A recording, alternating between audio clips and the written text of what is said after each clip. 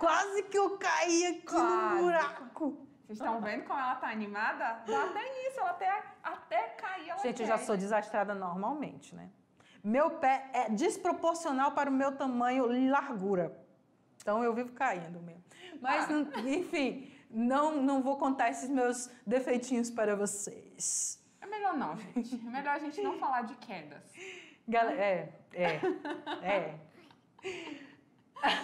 Galera, a gente chegou na aula número 21. Tá faltando bem pouquinho. Na verdade, estamos ali na metade da unidade 2. Já chegando ao final, isso mesmo. Isso. Então, já vocês vão se despedir da gente, a gente vai morrer de saudade de vocês. Então, não esqueçam de deixar um recadinho sempre pra gente, tá bom? Vamos lá, então? Vamos para as nossas habilidades? Então, simbora!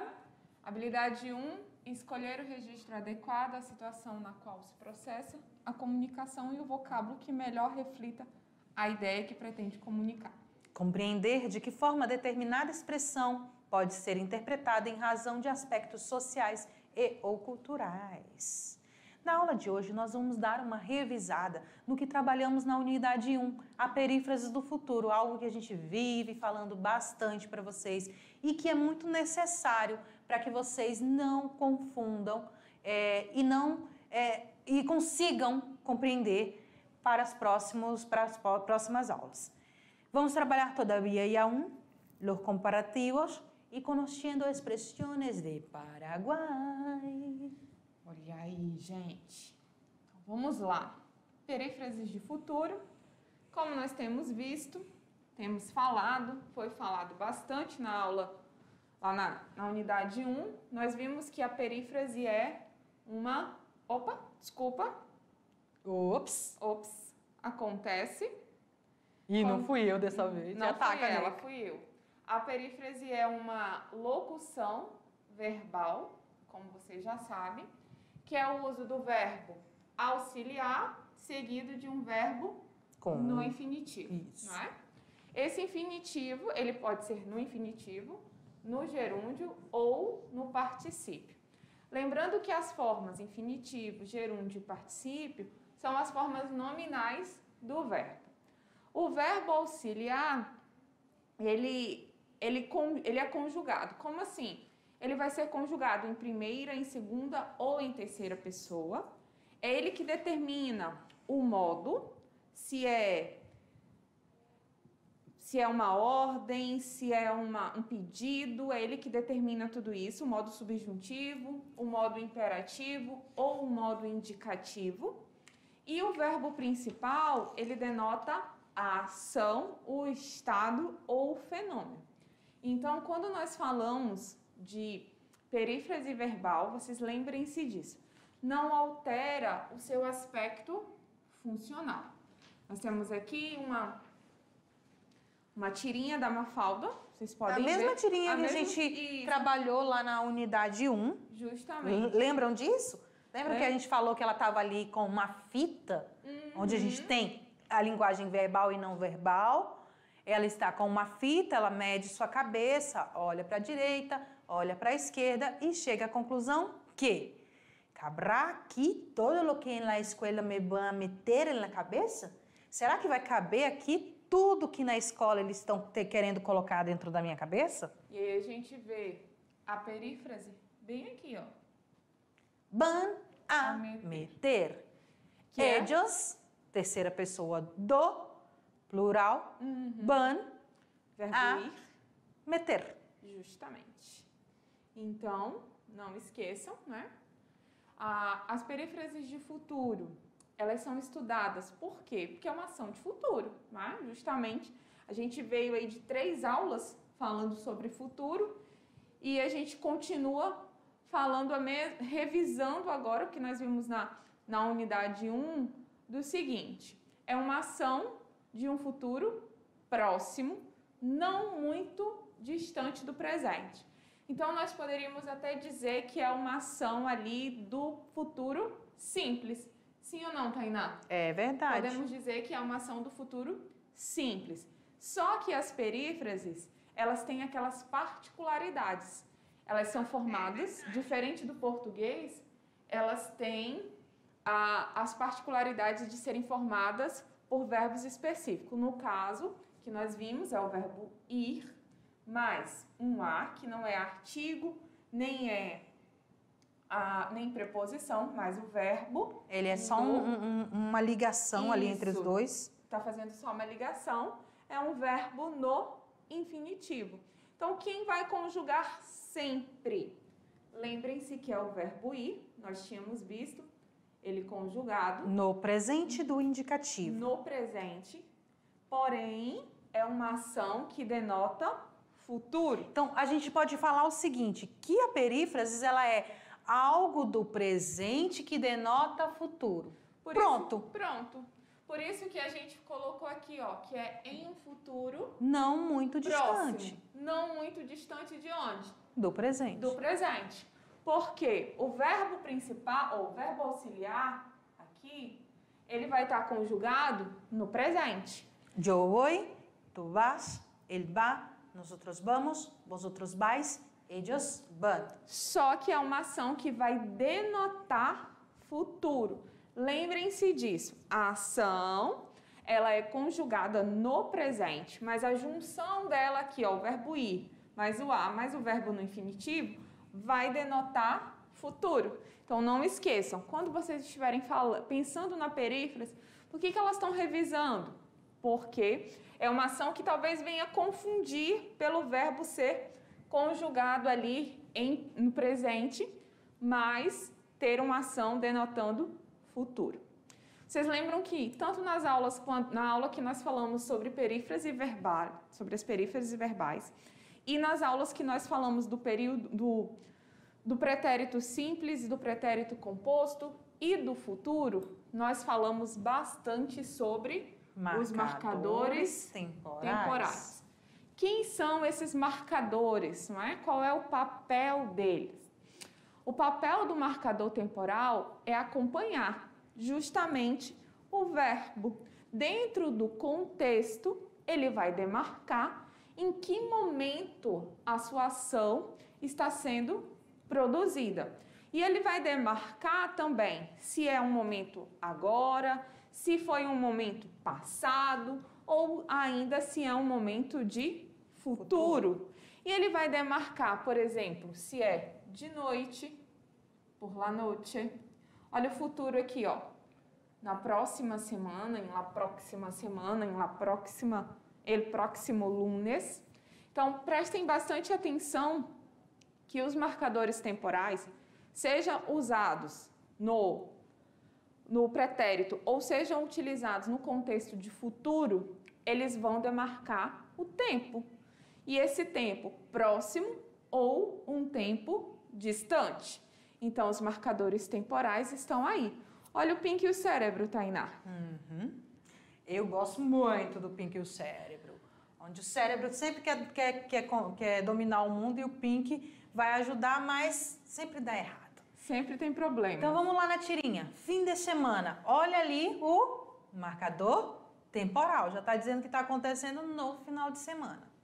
Que vamos fazer neste fim de semana? Nada, Pink. Não há plata. É verdade. Não temos. Sem dinheiro, não há possibilidades. Então, vamos lá. Quando que nós usamos as perífrases de futuro? Lembrem-se que a gente tem situações próprias para utilizar essas perífrases. Elas servem para descrever uma ação que vai se realizar imediatamente, certo? Uma ação que vai se realizar imediatamente, porém, é uma ação que ainda não aconteceu. Por isso que nós falamos de futuro. E não esqueçam que como o verbo vem, o verbo auxiliar aqui, ó, ele vem conjugado no presente, talvez vocês possam confundir e pensar assim, ah, mas é presente, então é uma perífrase de presente. Não, a perífrase é de futuro. É um futuro próximo, mas é futuro. E é muito utilizado na língua espanhola, porque eles utilizam bastante as perífrases. Diferente da gente aqui no Brasil, que prioriza pelo uso dos verbos simples. E o que é uma perífrase? A locução verbal. Então, quando vocês lembrarem das perífrases, seja de futuro, de gerúndio, do que for, o que é? Locução verbal. Só isso. Se eu substituir pelo verbo simples e tiver o mesmo contexto, tá tudo certinho, tá certo? Para descrever uma ação que vai se realizar imediatamente e para refletir uma intenção.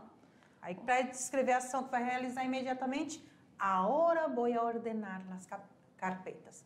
Agora eu vou organizar as pastas. Então, não é depois, não é daqui a um mês, é agora, imediatamente. Para refletir uma intenção, prometo que vou ser mais ordenado. Então, é uma promessa, eu desejo. Então, todas as vezes que eu vou ter uma intenção de que vou fazer alguma coisa, ou hoje, ou amanhã, ou mês que vem, é uma perífrase do futuro que a gente utiliza. Lembra que o verbo vai estar conjugado no presente, junto com o a e junto com o verbo no infinitivo. Mas a ação vai ser de futuro. Olha um poema aí. Todavía, de Mario Benedetti. No lo creo todavía, estás llegando a mi lado y la noche es un puñado de estrellas y alegría. Nós, brasileiros, né? Até coloquei aí para vocês podermos cair na tentação de associar o nosso todavia ao quê? Ao ainda. Ao ainda. Mas, será que é verdade? Será que a gente consegue utilizar no mesmo contexto? Sim ou não, Tainá? Eu acredito que sim. A gente pode usar do mesmo jeitinho? Ou é uma palavra que a gente quase não usa no português? Na verdade, todavia, nós quase não usamos. Mas nós temos eles lá. Nós usamos o quê? O ainda. O ainda. Tem o mesmo significado, só que nós não utilizamos, não é? Nós vamos para bem diferente. Então, significa ainda em português e temos uma outra palavra que também significa ainda. Ainda. Na verdade, eles utilizam todos os dois. Todavia ou a um. Para. Na verdade, eles usam não. Na nossa tradução, eu posso utilizar o todavia como ainda, eu posso utilizar o a um como ainda. Ou ainda eu posso colocar todavia também. E a gente ainda tem o A1 sem acento, que são aquelas palavras que são pronunciadas da mesma forma, mas que são diferenciadas pelo acento diacrático. E aí, o que acontece? Lembra lá que a gente falou que o acento ele vai ser diferencial? É ele que vai dizer o que é um, o que é outro? Justamente. E como é que a gente vai descobrir se é um, se é outro? Através do acento e do contexto. Do contexto. Isso. O contexto vai determinar, porque o A1 sem acento é até mesmo. Não tem nada a ver com ainda, porque o ainda dá o contexto de quê? De uma possibilidade, uma dúvida. Todavia, não sei se irei. Talvez, não é? Agora, se você utilizar o A1 sem acento, até mesmo. Então, sim. É uma afirmativa já. É uma afirmativa. Justamente. Então, o todavia da língua portuguesa pode ser traduzido, olha a diferença. Podemos até caracterizar como falso cognato, né? Sim. Porque o todavia da língua portuguesa é o pero ou sin embargo. Sin embargo. Ou seja, o mas. É o nosso mas. O nosso mas. Então, prestem bastante atenção, como diz a Tainá, no contexto. Observem o contexto das palavras, porque elas que vão determinar exatamente de quem ou do que vocês estão falando. Aí, ó, por exemplo, todavía em espanhol é o mesmo que a um. Los dos significa, em português, ainda. Pero é o mesmo que sin embargo, que em português é traduzido para todavia. A um sin la tilde é o mesmo que até mesmo em português. Então, eu posso utilizar todavia e a um para falar ainda. Posso usar pero e sin embargo para falar todavia. Entendeu ali a mudança? Eu não vou usar a tradução todavia para todavia, e sim para ainda. Isso mesmo. Facinho, né? Olha o nosso Super Mouse. Super Mouse, meu amigo. Eita! Vai tirar do É da tua perigo. época? Uhul! Vocês nem conhecem, né? Essa professora tá louca cantando música de Super Mouse. Nem super... sabem quem é. Olha aí o exemplo. No se vaya todavía, aún jamais. Hay Olha. más, ainda há mais. Ainda mais, né? Não se vá ainda. Ainda temos mais. Olha lá. É quase uma chamada de desenho animal. De desenho animado. Não desliga. Não A gente ainda tem desliga, mais. nós estamos aqui. Então, observem. E pensando nisso, nesse uso do todavia, do a do ainda, nós temos os comparativos, que o seu próprio nome diz. Vocês podem estar se perguntando aí por que elas estão trazendo situações soltas da língua da gramática. Porque vocês vão fazer prova do Enem, vocês vão fazer prova de concurso e vocês vão precisar. Por quê? Os comparativos, nós podemos caracterizá-los, como na língua portuguesa, de adjetivos comparativos. Qual é o papel de um adjetivo comparativo? Fazer uma comparação, não é? E eles são utilizados dentro da nossa argumentação. E eles servem para dar uma ênfase no sentido positivo ou no sentido negativo diante dos elementos comparados. Na língua portuguesa, nós vamos ter lá os graus de comparação, não é? Eu tenho o grau absoluto, eu tenho o grau sintético, o analítico, e aí eu posso comparar de forma superior, inferior e ainda de forma em igualdade. Na língua espanhola fica um pouquinho mais fácil. A gente tem tudo isso, mas a gente quase não usa desta forma, não é? Então nós utilizamos os comparativos apenas valorizando ou repensando, dando ênfase ali no contexto positivo ou no contexto negativo dos elementos que são comparados.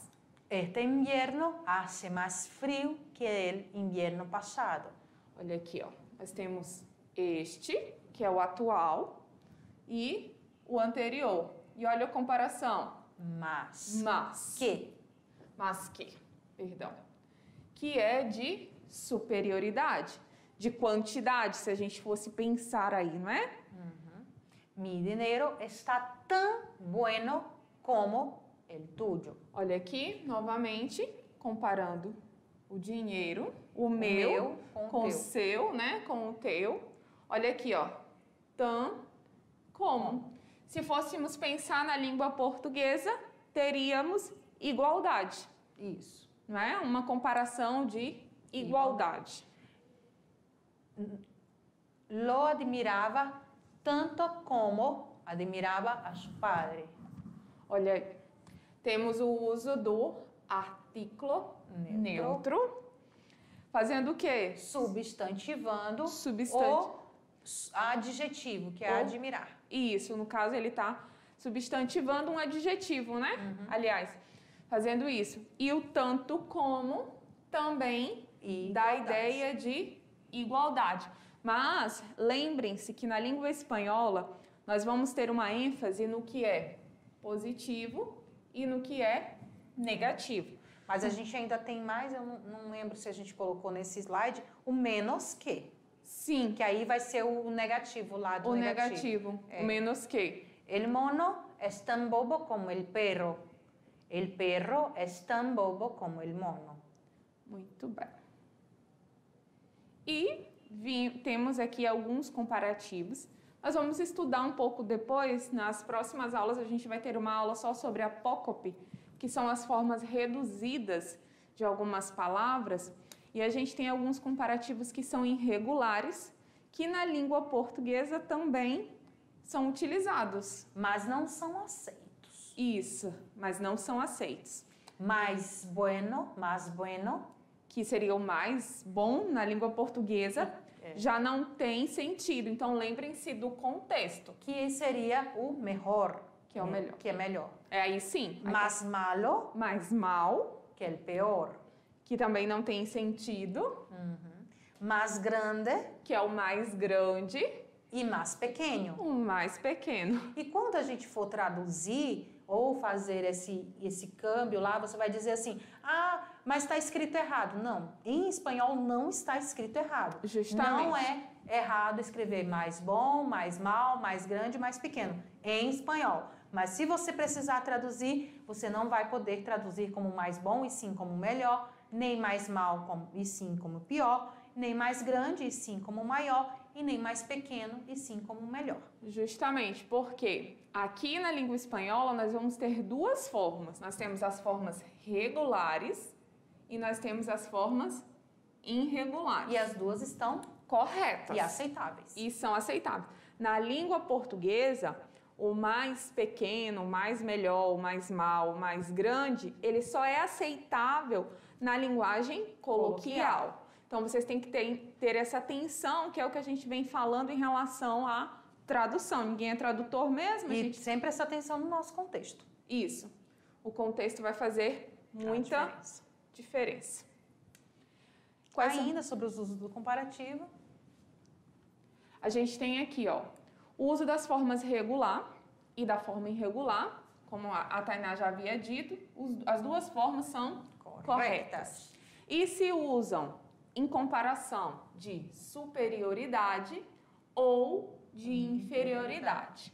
Mas as formas irregulares, que é melhor, elas pior, são mais elegantes. Fica mais bonito. Quando a gente traduz também vai ficar bem mais bonito. Com certeza. Né? Mas... Então vocês podem pensar o seguinte, que nós temos aí as duas formas, são aceitáveis dentro da língua espanhola, mas a gente tem aquilo que a gente fala na língua portuguesa, que é o uso do contexto linguístico. O que é aceitável para o momento? Quem é o seu interlocutor? Ou seja, quem vai ler o seu texto? Ou com quem você está conversando? Então, você pode fazer essa tradução desta forma. Para quem eu vou escrever ou com quem eu vou falar. E aí você utiliza a forma que melhor couber, que melhor se adaptar ali à realidade. Mi bicicleta é melhor que a tuya. Ou ainda eu poderia colocar, mi bicicleta é mais melhor que a tuya. Justamente. Este anillo é de maior preço que o suyo. E aí a gente tem aqui algumas formas que elas são utilizadas de forma incorretas, né? Mais melhor, menos melhor, tan melhor, mais bien. Aí, essas aí, eles são utilizados lá no coloquial deles. Isso. Mas que para escrita é incorreto. Tá errado. Que então, é o que eles nunca devem usar. É a mesma coisa que nossos pais e nossos professores falam. Nunca fale mais maior e mais menor. Justamente. Porque não se deve usar. Não se usa, não é? Uhum. E aí tem a questão do conceito linguístico, do contexto linguístico, que você vai ver com quem você utiliza. E a gente tem dentro dos comparativos os advérbios bien e mal, que também vão admitir aí um grau de comparação. Os advérbios bom e mal podem ter aqui as suas formas, né, comparativas. Bien, melhor, más bien, menos bien e pior. Então, vocês podem utilizar, como na língua portuguesa, que os advérbios bem e mal podem ali ser adjetivados, vamos dizer assim, de uma forma indireta. Eles ganham o caráter de característica, de qualidade, positiva ou negativa. E vocês vão poder utilizá-las da mesma forma. El hijo no maneja tan bien como su padre. Nuestra cocinera cocina tan mal como la tuya. Mi perro está mejor enseñado que el de mi vecina. Então, observem que eles fazem, caracterizando, olha aqui, ó, a forma positiva e a forma negativa. A forma positiva e a forma negativa. Certinho? Simbora! E agora, nós vamos rodar um pouquinho a nossa vinheta para a nossa viagem. Prepare as malas e as mochilas. E simbora!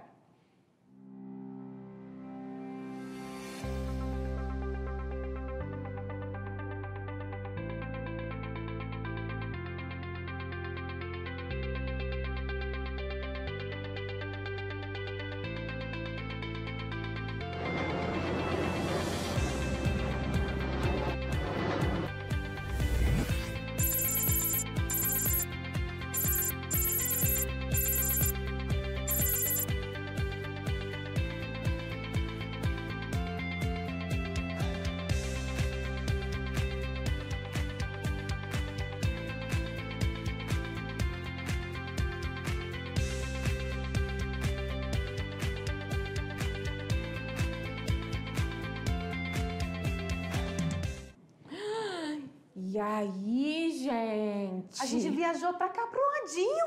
Bem do ladinho, olha. Vocês viram que a nossa bandeirinha ficou com uma viagem bem curtinha pra bandeirinha do Paraguai? É porque é próximo, nosso vizinho, não é? Isso! Nosso vizinho faz parte do Mercosul, tem ali um acordo. Vocês sabiam que o brasileiro não precisa de passaporte? É igual pra Bolívia. Bolívia, Paraguai, Argentina. Não, Argentina não. É Bolívia, Paraguai, Uruguai. Isso. Não precisa de passaporte, nem pra pro poder Peru. Não precisa, brasileiro não precisa. E aí, gente? A galera vai muito pro Paraguai fazer o quê? Compras. Gente, no Paraguai tudo é mais barato. Tudo é muito e olha em só, conta. nós somos tão preconceituosos, né? Porque lá vende tudo mais barato e tem muitas cópias. Aí o que acontece? Eu acho que seu sapato descolou, esse seu sapato é do Paraguai. Olha, uma expressão que a gente usa na nossa Mas língua é muito sempre. feio, viu? É, muito feio. Não fiquem fazendo essas comparações depreciativas com os países, gente. Não, isso é pronto. muito feio. Até porque vocês devem gostar de compras aí, não gostam?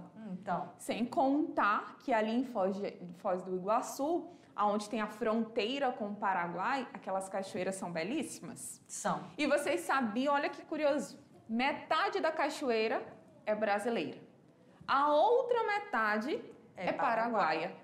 E aí fica uma briga de anos entre os brasileiros e os paraguaios. Sem contar que a gente usa bastante comidas, não é? A gente tem ali algumas comidas que nós temos, que nós consumimos no nosso cotidiano, que são de origem paraguaia. Vamos descobrir aqui algumas. Simbora lá pro slide. Vocês já ouviram falar da chipa? Quem já viu a chipa? Quem come aí chipa? Que é um pão de queijo, só que é um pão de queijo diferenciado. Como assim um pão de queijo diferenciado? O formato, geralmente o pão de queijo ele é redondinho e a chipa parece uma curvatura. Aqui na região norte, ela é bastante vendida, não é? Tem a sopa. Ela parece uma ferradura. Isso. Pelo formato de ferradura.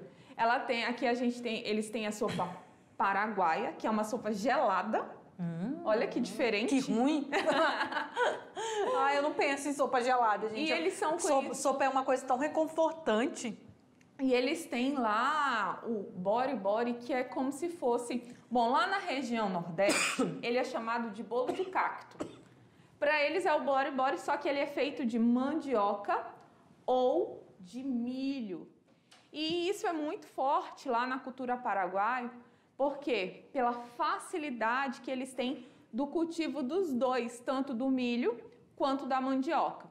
Então, se vocês observarem, na culinária paraguaia, você vai se deparar com bastante alimentos que têm como base a mandioca e o milho. Com certeza, tenho certeza absoluta, que vocês ouviram falar do reggaeton. Tainá já até falou numa aula aqui anterior, né, do Despacito.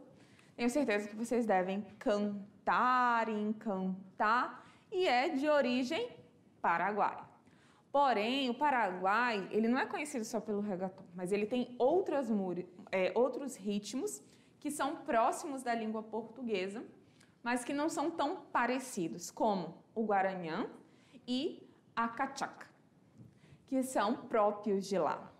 Aí a gente pode observar que esse tipo de música é bem ali do Mato Grosso do Sul, eles gostam, eles chamam de guaranha. Ele tem a harpa peruana, a harpa paraguaia, perdão, que é uma harpa com mais cordas, o som dela é maravilhoso. Olha que então legal. Nós temos músicas brasileiras ali daquela região do Mato Grosso do Sul, que é utilizada esses instrumentos na sua música. E se vocês observarem também nessa região do Brasil, que sofre essa influência dos paraguaios, eles prezam por aquelas festas em família, onde se comemora com bastante música, muita dança típica, com aquelas saias longas, os chapéus. Olha aí, a origem vindo do Paraguai.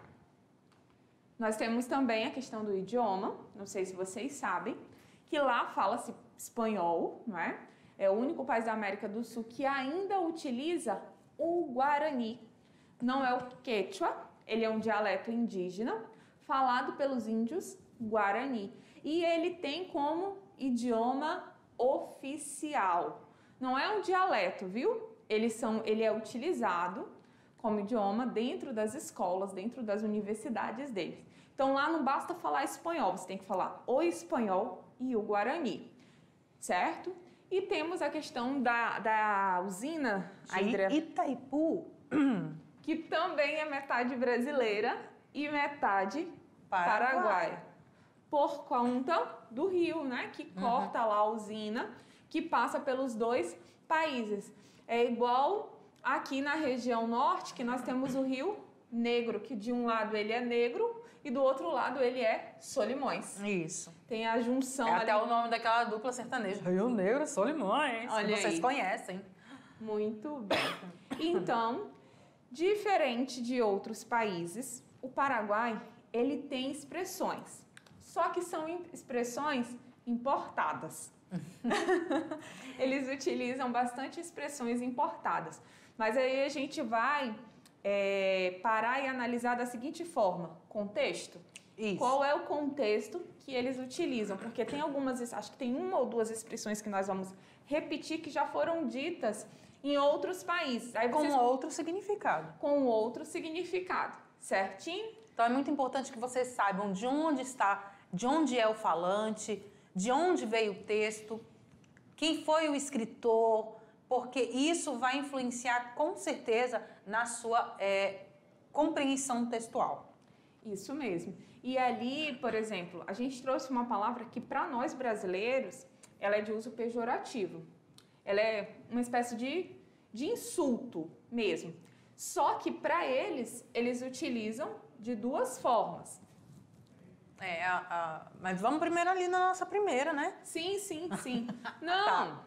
Vamos falar. Tá, entendi. Vamos falar, eu só estou falgente do contexto. Que a gente tem que tomar cuidado com o contexto. Tomar cuidado com o contexto. Por quê? Dependendo do lugar que você vai utilizar, você pode estar ofendendo a pessoa. E dependendo do lugar, você pode se meter em confusão. Isso. Né? Você pode se meter numa confusão aí linguística e até, como nós já vimos alguns exemplos, parar ali numa prisão por conta do que você está falando. Às vezes acontece até pelo uso incorreto dos falsos cognatos. Você usou um falso cognato que no Brasil significa uma coisa boa e para lá não. Isso. Então você tem que tomar muito cuidado. Então, tiene que tomar aguas com as palavras. Ou seja, seria o famoso cuidado. E é uma gíria, viu? É literalmente uma... Perdão pela minha tosse, gente. É literalmente uma gíria. Isso tá. Eu ia pro exemplo. Vamos lá. Águas com el coche. E não é jogar um monte de água no carro, né, gente? Tome cuidado com o carro. Boludo. Gíria utilizada para alertar. Gíria utilizada para alertar alguém sobre algo. Então, posso dizer águas com la calle, águas com el árbol, para você tomar cuidado com a árvore. Isso. Com a rua, águas com el perro, cuidado com o cachorro, e assim sucessivamente. Boludo, aí chegamos na palavra que a Ilha estava falando no início, que tem uma tradução de idiota. E olha, o interessante é que essa expressão, na Bolívia, ela tem outro significado. E na Colômbia também. Tem outro significado? Uhum. Na Bolívia eu sei que significa fofo, legal. Uhum. Na Colômbia é utilizado assim, eres muito boludo, eres um boludo. Não é para chamar ele de idiota, é para chamar ele de bobo. Olha aí, ó. Então... bobo. Não, mas também vai depender do contexto. Porque se eu estiver falando boludo com raiva, eu estou xingando a pessoa. Isso. Se eu estiver falando boludo numa brincadeira, eu estou dizendo, deixa de ser bobo e não sei o quê. Isso. Então, observe muito a questão do contexto e de onde é o texto. Então, boludo, idiota, eres tão boludo que não me surpreende que não hayas passado en el exame. Você é tão idiota que não me surpreende que não tenha passado na prova. É mais quase você é burro, você é estúpido. Isso. Então, é pejorativo, é uma coisa assim. Ali do lado tá falando, né? Alguém que fez algo idiota, estúpido ou sem sentido. É um insulto, não é? Então, muito cuidado também como vocês vão utilizar. Porque, ó, na Bolívia já tem um outro contexto diferente do Paraguai e da Colômbia. Cachai. Entendeu? Entendes? Cachai? Cachai lo que dijo tu amigo? Ou seja, compreendeu? O que seu amigo quis dizer? Deu para entender? Então, olha aqui, até pode ser próximo do português. A gente usa bastante, né? Entende, entendeu, compreende. Seguinte. Chévere. Show de bola, excelente. Eu já vi na tirinha do Gaturro, Chévere. Ele que fala é do bastante. México, né? Ele é mexicano, E mas ele usa esse chévere, mas com esse sentido também. No México Isso. tem esse sentido. Como te pareció la película? Muito chévere. O que você achou? Show de bola, né? Então, Muito legal, muito bacana. bom. Algo excelente, agradável ou muito interessante. Dale! Ok, sim, que é utilizado pelos espanhóis, pelos colombianos, pelos bolivianos, pelos uruguaios. Mas também com contextos diferentes. Porque o dale pode ser vamos. Ou uhul. Depende do... Meu uhul é o dale. Depende do contexto, né? Aí no Paraguai, pode ser traduzido por ok ou sim. Vamos a visitar Ana amanhã? Sim. É o nosso simbora. É, isso mesmo. Indica a resposta afirmativa a algo para mostrar que se concorda com alguma sugestão ou a aceita. Muito bem.